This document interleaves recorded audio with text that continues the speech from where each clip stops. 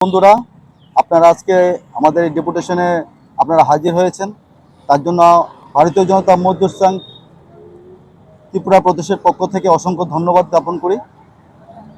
মূলত আজকে 4 দফা দাবি নিয়ে আমরা টিএফডিপিসির এমডি মহাশয়ের নিকট ডেপুটেশনে যাচ্ছি।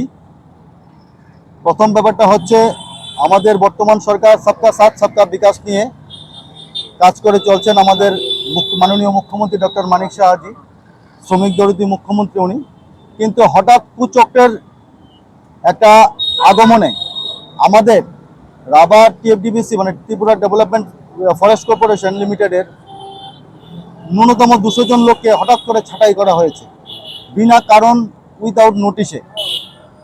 সেই পরিপ্রেক্ষিতে এবং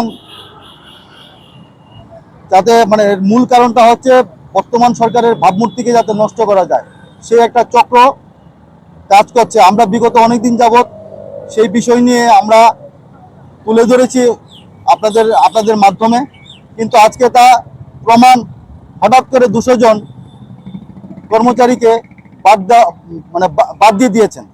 তো সেই পরিপ্রেক্ষিতে আজকে ডেপুটেশন, সঙ্গে আছে রেইনি ডে, সঙ্গে আছে আপনাদের আমাদের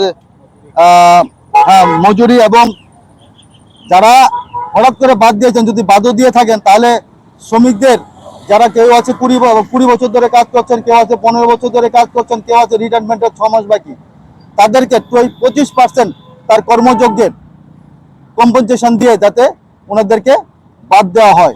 সেই পরিপ্রেক্ষিতে আমাদের আজকের এই ডেপুটেশন। আমার নাম বাপন দত্ত, ভারতীয় জনতা মজদুর সংঘের বর্তমান রাজ্যের প্রেসিডেন্ট এবং ন্যাশনাল